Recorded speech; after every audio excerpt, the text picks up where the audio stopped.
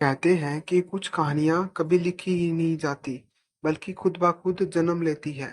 और कुछ किताबें जिन्हें इंसान लिखते हैं, समय के साथ अपनी खुद की जान पा लेती है। यह कहानी भी ऐसे ही एक किताब की है, और उस किताब से जुड़ी एक लाइब्रेरी की, जो हम खंडहर बन चुकी है। मेरा नाम अजय है। मैं एक छोटे से कस्बे में पला बड़ा, जहाँ ज़्यादातर लोग एक दूसरे को नाम से जानते हैं। कस्बों के बीचों बीच एक पुरानी सरकारी लाइब्रेरी हुआ करती थी, जिसकी इमारत अंग्रेजों के ज़माने में बनी थी। यह इमारत अपनी लाल ईंटों और ऊंची महरूबों के साथ कस्बे के इतिहास का एक जीवित टुकड़ा थी। बचपन में मैं कई बार वहां गया था।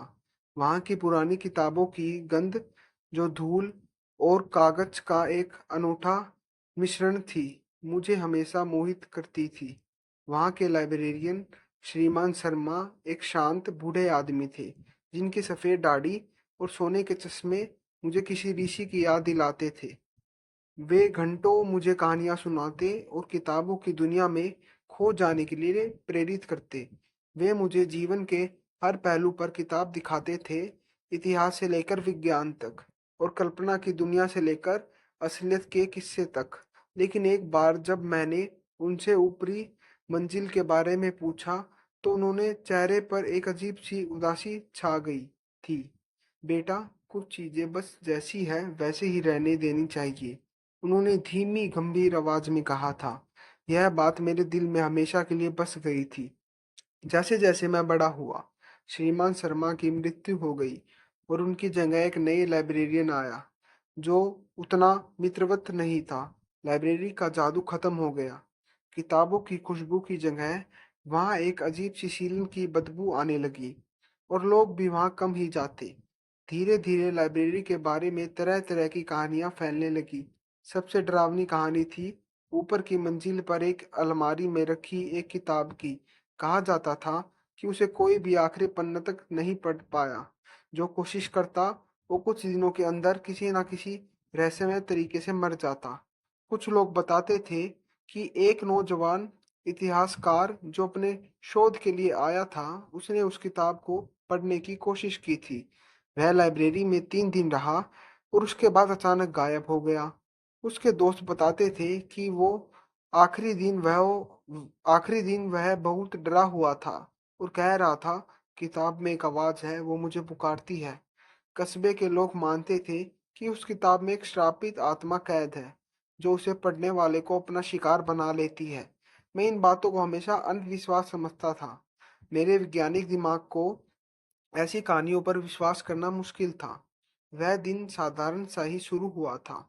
बारिश की हल्के बौछारें हो रही थी, और मैं काम से जल्दी लौट आया था। मेरे मन में एक अजीब सी बेचैनी थी, जैसे कुछ होने वाला हो। घर के पास से गुजरते हुए मेरी नज़र उस पुरानी लाइब्रेरी पर पड़ी। दरवाज़ा आधा खुला था, जबकि सालों से मैंने उसे बंद ही देखा था।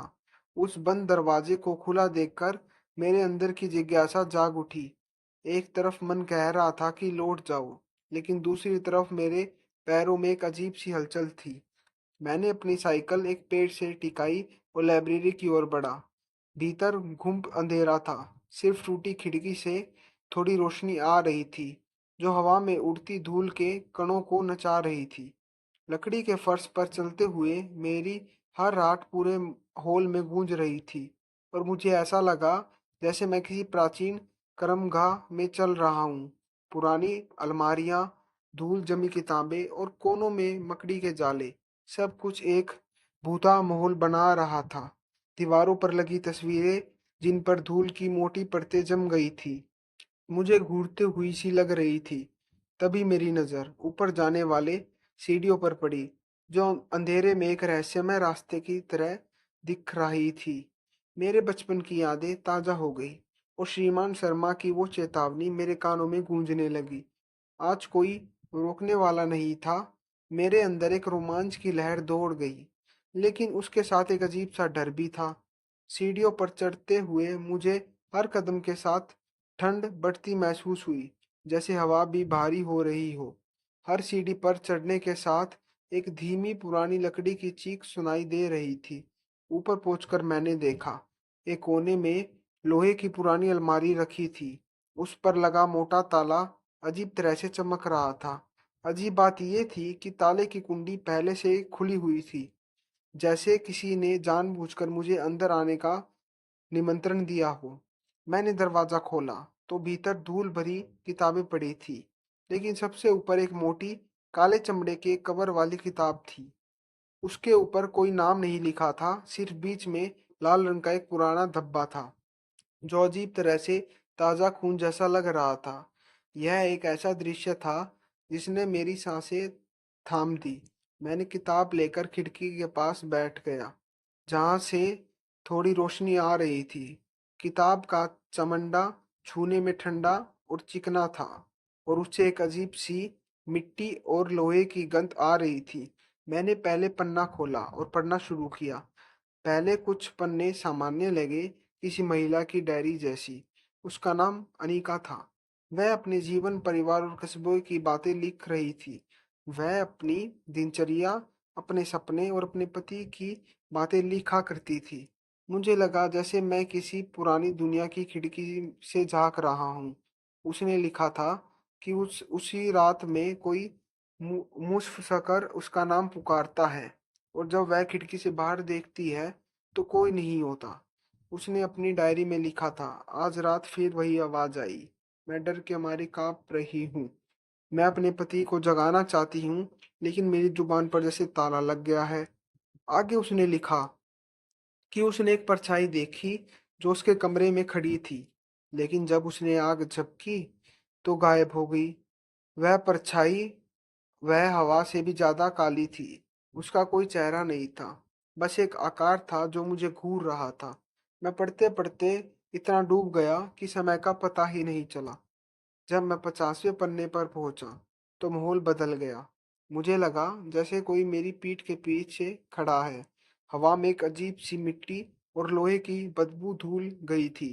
मेरे कानों में धीमी सिसकती हुई आवाज आने लगी, जैसे कोई दूर से रो रहा हो। मैंने पलट कर देखा, लेकिन वहां सिर्फ अंधेरा था। मैं इसे वहम समझकर पढ़ता रहा, लेकिन हर पन्ने के साथ दिल की धड़कन तेज होती जा रही थी। किताब में अब उस महिला के मौत से पहले की आखिरी दिनों का वर्णन था। उसने लिखा था कि उसे अब दिन में भी वह परछाई दिखाई देने लगी थी, और अब जब वह सोती तो उसके सपनों में कोई उसके कान में कहता, तू भी मेरी तरह यहाँ फंसी रहेगी। अचानक एक पन्ने पर मेरे अपने नाम का जिक्र था, अजय। मेरी सांसें थम गई। मुझे याद आया कि अनीका का घर मेरी कॉलोनी के पास ही हुआ करता था। मैं पन्ना पलटने से डरने लगा, लेकिन जिज्ञासा जीत गई। अगले पन्ने पर लिखा था, अगर तुम ये पढ़ रहे हो तो इसका मतलब है कि अब वह तुम्हारा पीछे खड़ी है। मेरा हाथ कांपने लगा। मैंने महसूस किया मेरे कंधे पर किसी ने हल्के से हाथ रखा। वह स्पर्श इतना ठंडा था कि मेरी रीढ़ में सिरन दौड़ गई। मैंने झटके से पीछे मुड़कर देखा, वहां कुछ भी नहीं था, लेकिन हवा में ठंडक और भारीपन और बढ़ चुका था। मुझे लगा कि अब मैं अकेला नहीं हूँ। मैं किताब बंद करने ही वाला था कि पन्ने अपने आप पलटने लगे, जैसे किसी अदृश्य ताकत ने उसे खोला खोला हो। हवा में एक तो तेज झोंका आया, और लाइब्रेरी की टूटी खिड़कियां थरथराने लगी। धूल के कणों का एक बवंडर मेरे चारों ओर घूमने लगा। आखिरी पन्ने पर सिर्फ एक लाइन थी, तुम इस किताब को आखिरी पन्ने तक पढ़ चुके हो, अब तुम्हारी बारी है। उसी वक्त मुझे लगा जैसे किसी ने मेरी गर्दन पकड़ ली हो। सांस रुकने लगी, आंखों के सामने अंधेरा छाने लगा। मुझे लगा मैं यही खत्म हो जाऊंगा, लेकिन तभी किताब मेरे हाथ से छूटकर जमीन पर गिर गई, और मैं जैसे होश में आ गया। मैं भागता हुआ नीचे आया और बिना पीछे देखे लाइब्रेरी से बाहर निकल गया। मेरे दिल की धड़कनें बेतहाशा दौड़ रही थी। घर पहुंचा तो दरवाजा बंद किया और बिस्तर पर गिर पड़ा। पूरी रात नींद नहीं आई। हर बार आंख लगती तो वही लाल धब्बा और वह ठंडी परछाई मेरे सामने आ जाती। अगले दिन मैं वापस लाइब्रेरी गया, लेकिन वहां अब सिर्फ मलबा था, जैसे कोई रातों रात पूरी इमारत तोड़ के ले गया हो। किताब का कोई निशान भी नहीं मिला। मैंने कस्बे के लोगों से बात करने की कोशिश की। मैंने अपने एक पुरानी पड़ोसी से पूछा कि लाइब्रेरी का क्या हुआ। उसने मुझे अजीब नज़रों से देखा और कहा, कौन सी लाइब्रेरी? यहाँ कभी कोई लाइब्रेरी नहीं थी। उसकी आंखों में एक अजीब सा डर था, जैसे वह कुछ छुपा रहा हो। मैंने सरकारी दफ्तरों में पता किया, लेकिन वहां भी कोई रिकॉर्ड नहीं मिला।